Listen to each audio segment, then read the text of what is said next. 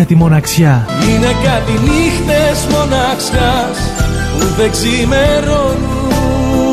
Για την παρέα. Δεν ξέρω πόσο σ' αγαπώ. Για το χωρισμό.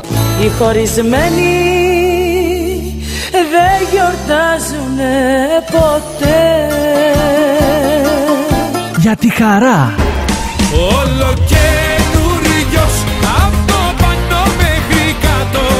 Για δύο ερωτευμένα πιτσουνάκια. Μόνο για σένα καρδιά μου, μόνο για σένα φως μου.